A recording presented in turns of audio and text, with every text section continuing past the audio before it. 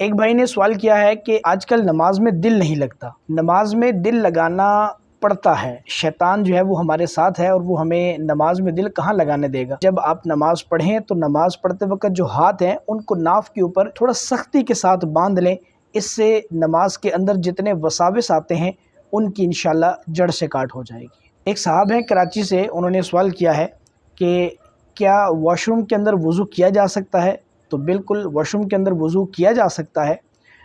طریقہ یہ ہوگا کہ جس طرح ہم عموماً وضو کے دوران اور وضو سے پہلے کچھ نہ کچھ دعائیں وغیرہ پڑھتے رہتے ہیں، یہ یاد رہے کہ واش روم کے اندر ہم ایک لفظ بھی نہیں پڑھ سکتے، کسی بھی قسم کا کوئی لفظ ہم نہیں بول سکتے، خاموشی کے ساتھ وضو کریں گے۔ فی زمانہ ہمارے ایک مسلمانوں کے یوں سمجھیں کہ محرومی ہے کہ ہم اتنی بڑی بڑی کوٹھیاں بناتے ہیں، اتنے بڑے بڑے محلات جیسے گھر بناتے ہیں، لیکن اس کے اندر وضو خانہ نہیں ہوتا۔